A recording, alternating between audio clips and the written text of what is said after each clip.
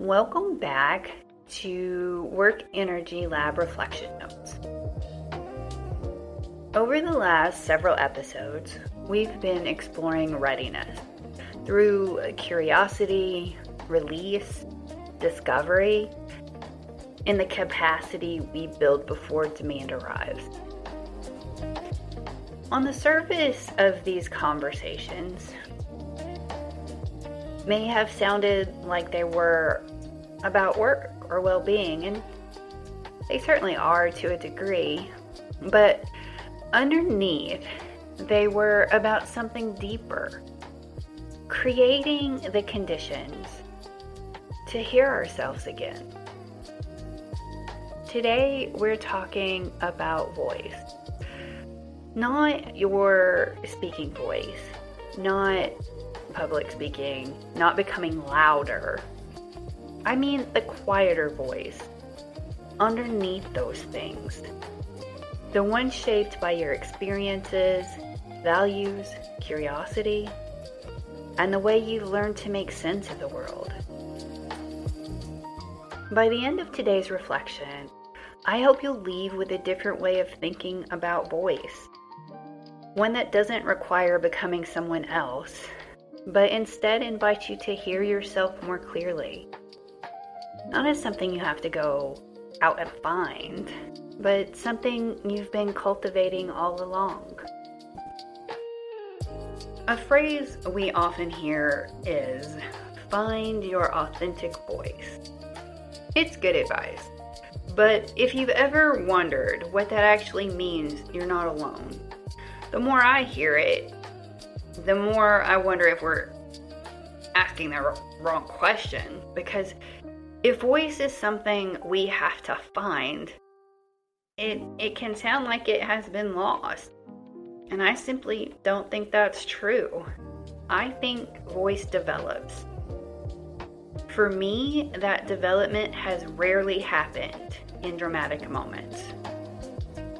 More often, it has happened in ordinary ones. In meetings, in conversation, in the quiet space after something didn't land the way I hoped it would. I can think of times earlier in my career when I believed confidence meant certainty. I wanted the message to be clean, polished, and complete before I said anything out loud. But over time, I learned that some of the most trustworthy communication sounds different. It can say, I'm still working through this. It can leave room for questions. It can hold clarity and humility at the same time. That shift didn't make my voice weaker.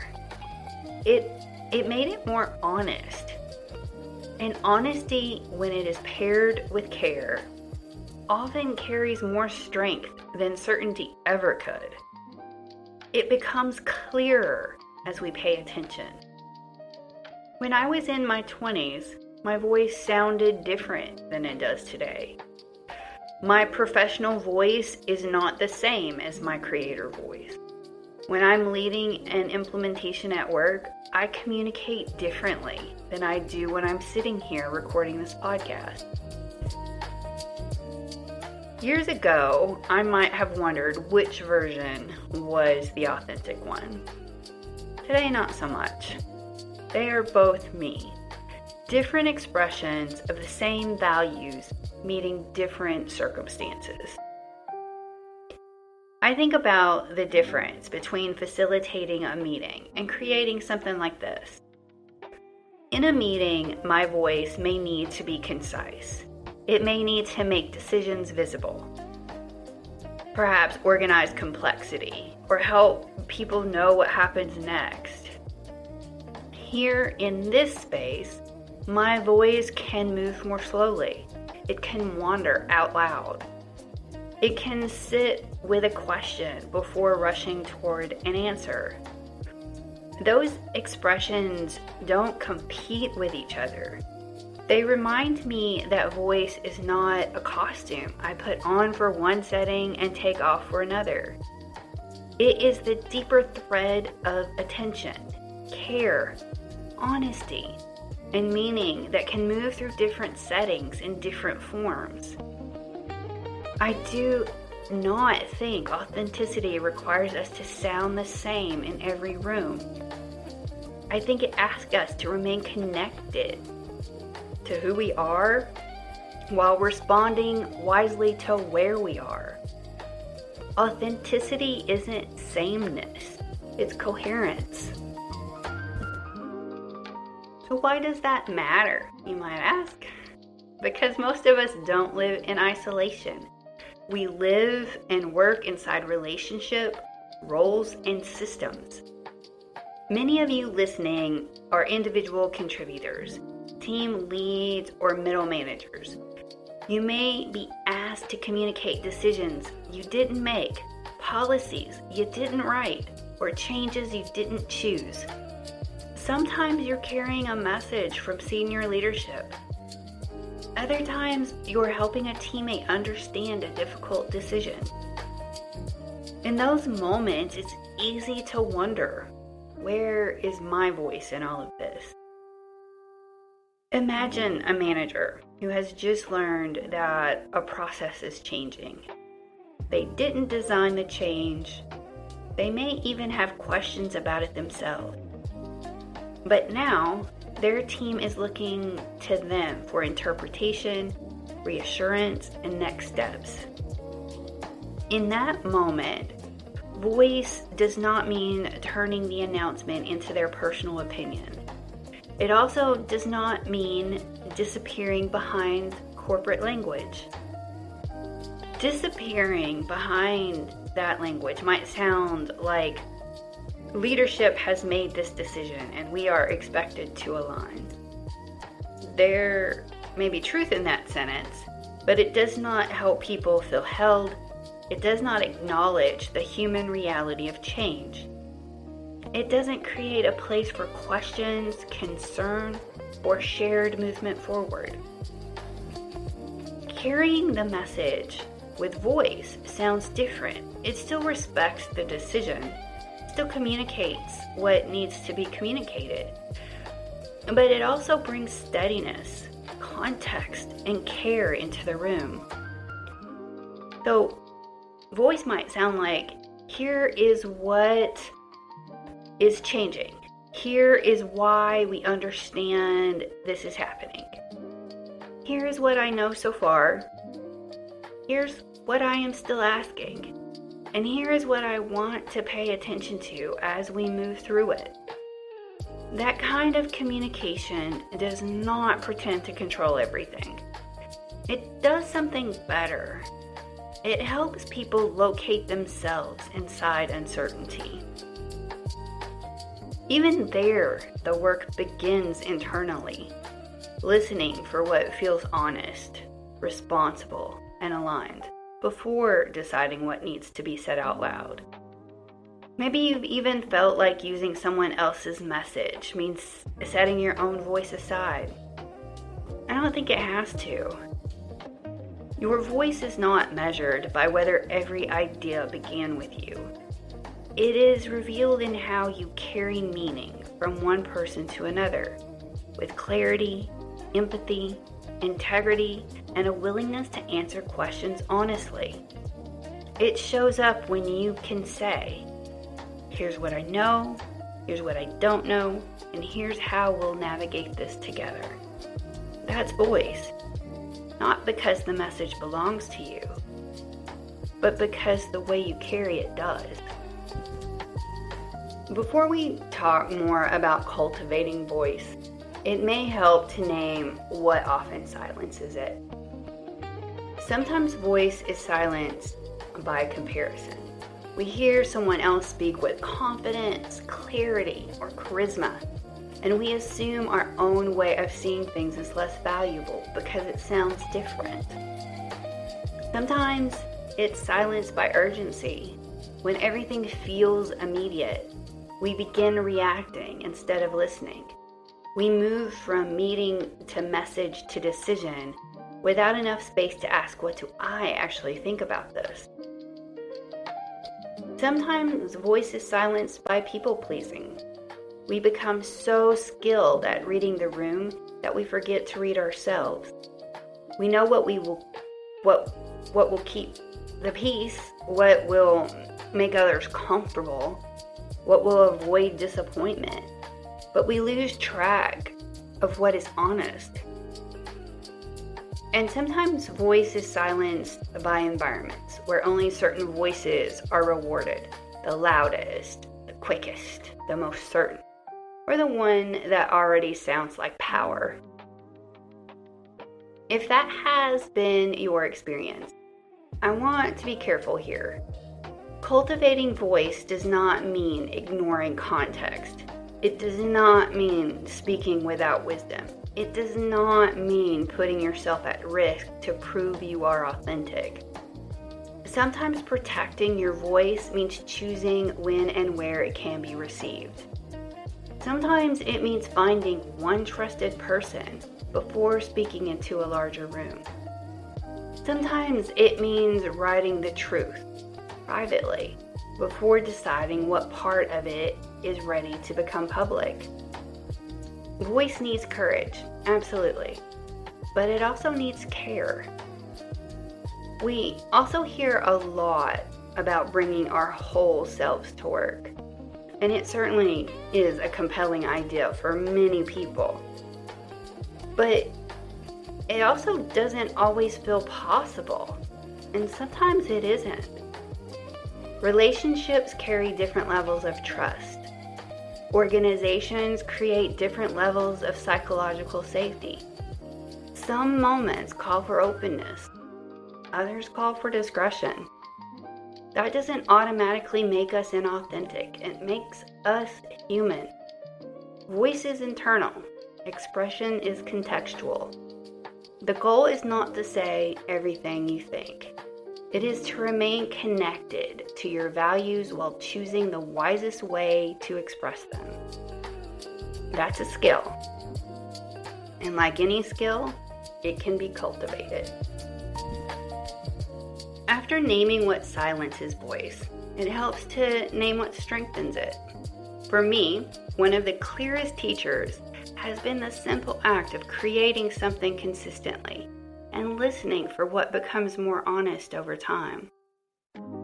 One unexpected gift of creating this podcast, and there's been many unexpected things along this journey, has been realizing that I wasn't just recording episodes. I was learning more intimately how I think. Each week I'd write, record, and listen back. Sometimes I'd hear a sentence and think, no, that's not quite what I mean. Other times I'd hear a thought and recognize something that felt quietly true. Not because it was polished, but because it sounded like me. Voice grows through practice, reflection, and attention.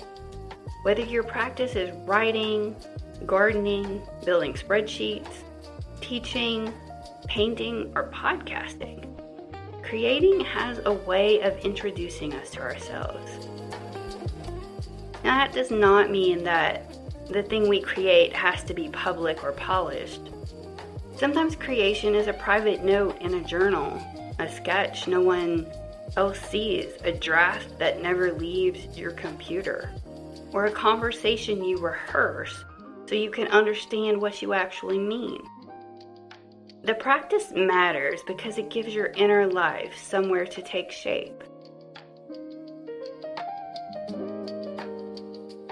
There is another distinction that has been important for me. And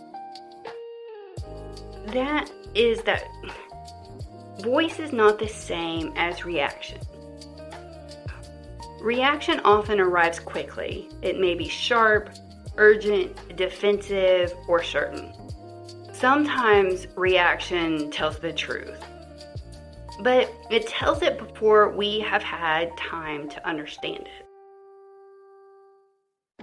You may notice this in an email you want to send immediately, the meeting comment that rises before you have fully understood it, Or the conversation where silence feels uncomfortable and you rush to fill it. Reaction often wants relief. Voice is willing to stay with attention long enough to choose a response. Voice may still be clear, it may still be firm, it may still name what needs to be named, but cultivated voice has usually passed through a little more space. It has been held long enough to become honest without becoming careless. This does not mean we wait forever. It does not mean we overthink every word and sentence until the moment passes. It simply means we learn to notice the difference between the part of us that wants relief and the part of us that wants alignment. A reaction may ask, how do I make this stop? A voice may ask, what is mine to say, and how can I say it with integrity? So, if voice isn't something we find, how do we cultivate it? To cultivate is to tend, to prepare the soil, to make growth possible. You can't pull a flower open. You can only care for it well enough that it opens when it's ready. I think voice is much the same. First, we cultivate through curiosity, by noticing what captures our attention, which ideals keep returning, which conversations leave us energized, and which questions quietly refuse to go away. Curiosity gives our voice somewhere to begin.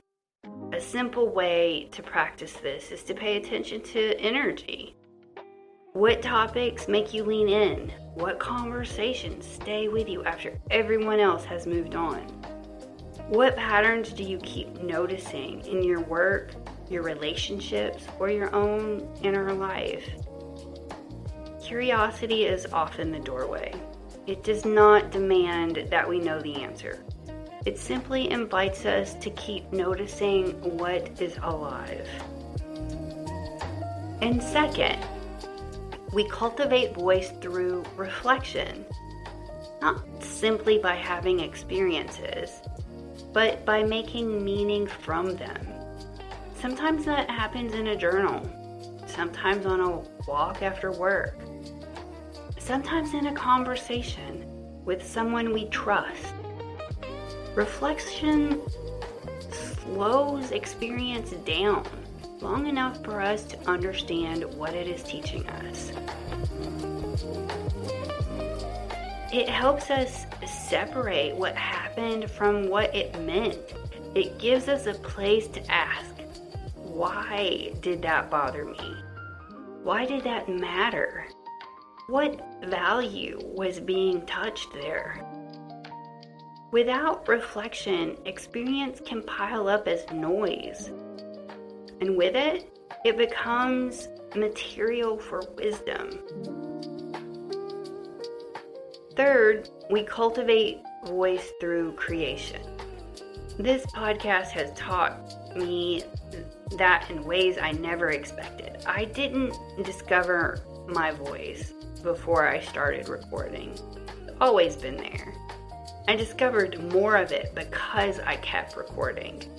Each episode taught me something about how I naturally think, how I connect ideas, and which stories continue to matter to me. Creation gives voice a place to practice. It lets us try a sentence, shape an idea, revise, begin again, and hear what becomes clearer in the process. That is why creating can feel vulnerable. We are not only making something outside of ourselves, we are meeting something inside ourselves as it takes form. And finally, I think we cultivate voice by nourishing ourselves before demand, by creating enough space to notice, enough quiet to think, enough capacity to become curious again. Throughout this podcast, we've talked about building readiness. And it sounds like preparation for something outside of us. Work, change, difficult conversations. And it is. But readiness also creates something within us. It creates room for clarity, discernment, and our own perspective to emerge. Perhaps that's what all of this has been building toward. We do not cultivate voice by chasing it. We cultivate it by tending the conditions where it can grow. And maybe that's why readiness matters so much. Capacity makes voice visible. This is why the reflection that follows matters. We are not only thinking about voice as an idea. We are practicing the conditions that allows it to become audible. Breath, quiet, attention, and a little space between what happens around us and what rises within us. The more space we create within ourselves, the easier it becomes to recognize what has been there all along. So I'd like to take a pause here for a brief breathing practice. If you're driving, simply listen. If you're somewhere comfortable, let your shoulders soften and your hands rest. For the next minute, there's nowhere else you need to be. Take a slow breath in through your nose for a count of 4. And gently breathe out for a count of 6. Again, breathing in and breathing out. One more slow breath. Now imagine turning the volume down on the world around you. Not because those voices don't matter, but because yours deserves a chance to be heard too. Without trying to solve a problem or make a decision, simply notice what is already present. What idea keeps returning? What question won't quite leave you alone? What feels quietly true today? You might also ask yourself, where have I been borrowing someone else's language because I haven't trusted my own yet? Where have I been quiet because wisdom was asking me to wait? And where have I been quiet because fear was asking me to disappear? There's no need to answer all of that right now. Just notice which question seems to stay with you. You don't have to force an answer. Sometimes your voice arrives as words, sometimes as an image, sometimes as a feeling that's simply asking for your attention. Take one more slow breath in and a long, gentle breath out. As you return to your day, carry this thought with you. Your voice doesn't need to be invented. It only needs enough quiet to be heard. As we close, I'd like to leave you with one more thought for the week. Notice one moment this week when you feel the urge to respond quickly, to smooth something over, explain too much, or agree before you are ready, or stay silent when something matters. Let that moment become a practice space. Before you speak, answer, agree, explain, or withdraw, pause long enough to ask, what is mine to carry here? What is mine to clarify? What is mine to say? You may not say everything. You might decide that the wisest expression is a question, a boundary, clarification, or even a private note to yourself. The practice is not to force your voice into every room. The practice is to pause long enough to hear what is true before choosing what needs to be expressed. Instead of asking only, what should I say? Try what feels true enough to say today. Not perfectly, not completely figured out, just enough. Because voice isn't a finish line. It's a lifelong practice of paying attention. And once we begin hearing our own voice more clearly, another question naturally flows. How do we bring that voice into relationships, teams, and workplaces where trust, expectations, and power all shape how we communicate? That's where we'll go next time. I'd love to invite you into the conversation. If this episode brought a management moment to mind, maybe a time you had to carry a message you didn't create, find your words in uncertainty, or pause before reacting, or learn the difference between someone else's language and your own. I genuinely love to hear that story. It doesn't have to be polished or dramatic. It can be a small moment from the messy middle of leading people. A sentence you wish you had said, a question that stayed with you after a meeting, or a quiet lesson your team taught you. If you'd like to share one, head over to workenergylab.com and use the form there to send it in. And if a public comment doesn't feel like the right fit, that's okay too. Share it in whatever way feels comfortable and safe for you. Because sometimes the most useful management wisdom doesn't arrive as a framework. Sometimes it arrives as a story someone was brave enough to tell.